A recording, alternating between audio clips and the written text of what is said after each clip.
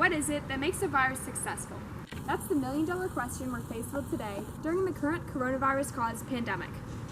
Coronaviruses have been around for a long time and have caused both the SARS and MERS epidemics, among other diseases. But what is it that makes this particular coronavirus, SARS-CoV-2, so much more severe? And why does the disease it causes, COVID-19, spread so rapidly? We can answer these two questions by looking at how the virus is structured and how it operates. Anatomically, SARS-CoV-2 is a ball of RNA, the virus's genetic code, protected by a protein shell.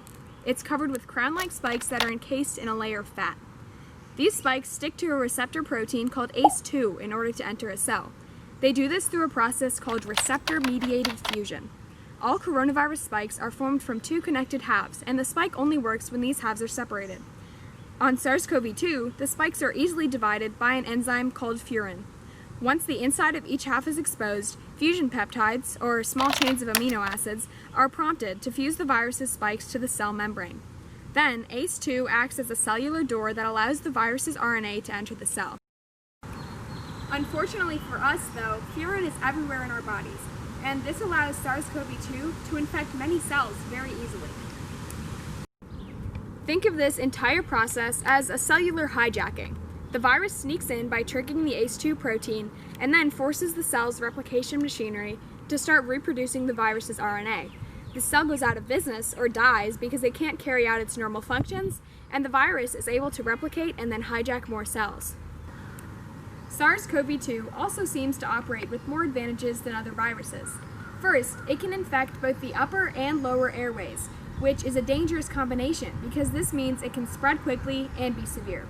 Most viruses can only infect one airway, but since SARS-CoV-2 operates using the pervasive furin, it can stealthily jump from cell to cell before its host notices.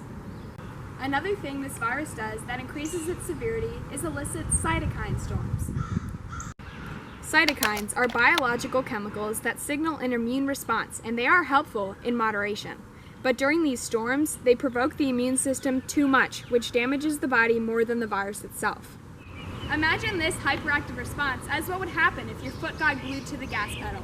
You wouldn't be able to slow down, and you would be worse off than before you even used it at all.